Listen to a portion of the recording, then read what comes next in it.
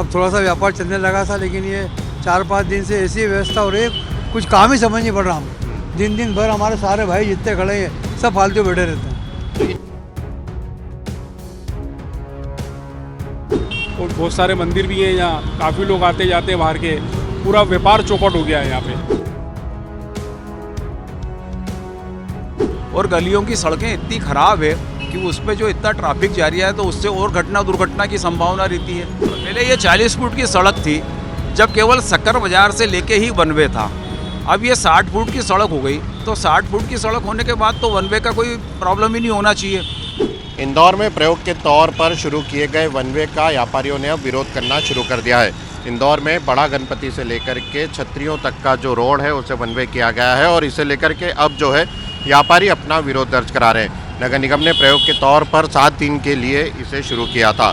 नगर निगम ने यह प्रयास किया था कि जवाहर मार्ग और राजवाड़ा की तरफ जो ट्रैफिक आ रहा है उसे थोड़ा कम किया जा सके और इसके लिए दोनों सड़कों को वन वे कर दिया गया। हालांकि इससे कई लोग परेशान भी हो रहे हैं और यहाँ के जो व्यापारी हैं उन्होंने इसे लेकर के विरोध भी शुरू कर दिया। व्यापारियों का साफ कहना है कि यदि नगर निगम को इसे वन वे ही घोषित करना था तो इसके पहले यहाँ पर रिमूवल की कार्रवाई करके सड़क को क्यों चौड़ीकरण किया गया।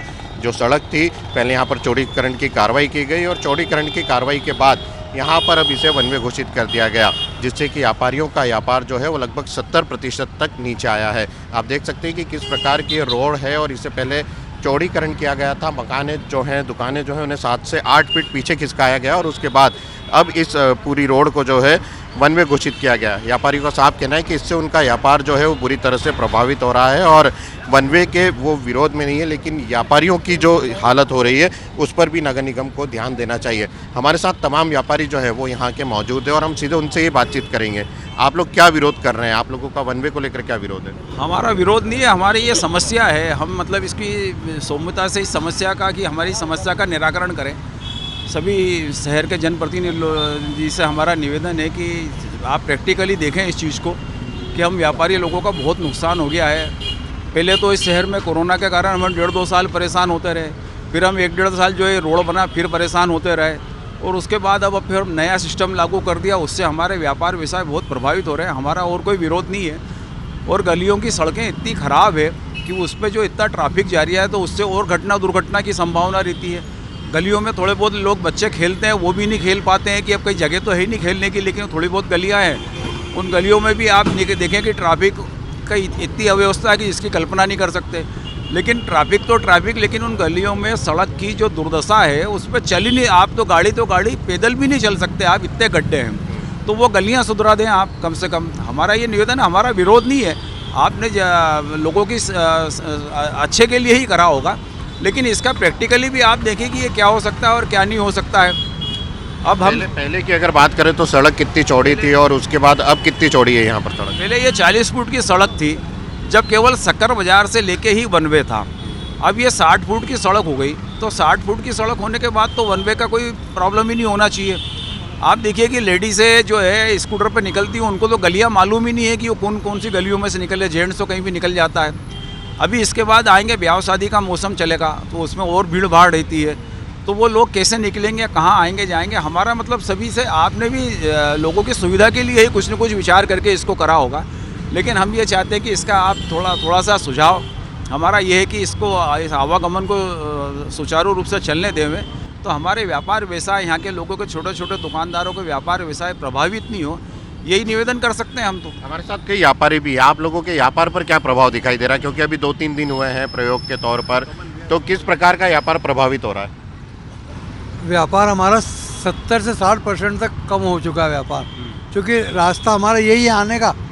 तो इस समस्या को समझना प्रशासन के लिए बहुत ज़रूरी है। पहले हमारे 12.5-13 फीट मकान टूट गए, 2-3 साल कोरोना में बिगड़ गए, 1.5 साल हमारा जो रोड बना उसमें बिगड़ गया।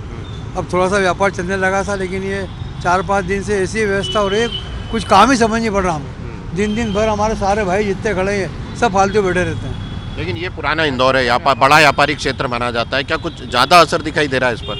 असर तो है ना सर, यहाँ पर असर तो अच्छा खासा है, क्योंकि व्यापार पूरी तरह प्रभावित पड़ा है। यहाँ छोटे गणपति जी, बड़े गणपति जी, लोग बाहर के लोग भी दर्शन करने आते हैं, उनको गलियाँ नहीं मालूम है, उनको भी नहीं आने जाने दी जा रही है। प्रसिद्ध जगह है यहाँ और बहुत सारे मंदिर भी हैं यहाँ, काफ़ी लोग आते जाते हैं बाहर के, पूरा व्यापार चौपट हो गया है यहाँ पे। आप लोगों से जब सड़क चौड़ीकरण किया गया था तब आप लोगों से भी बात की होगी, तब आप लोगों ने स्वेच्छा से हटाई भी थे। उसके बाद तो मास्टर प्लान में 60 फुट का रोड है, तो 60 फुट तो कर ही सकते थे, हटा ही सकते थे। ठीक है, स्वेच्छा से भी हटाया लोगों ने, कुछ परेशानी भी हुई, लोगों ने जैसे तैसे अपना इस रोड का उसमें सहयोग भी करा। यही हमारा निवेदन है कि 104 फुट का सुभाष मार्ग रोड है मास्टर प्लान के अंदर, आप उसको भी कर दें ताकि आवागमन बहुत सुचारू रूप से अपने आप वो 2 वे हो जाएगा, आवागमन बहुत सुचारू रूप से चलने लग जाएगा।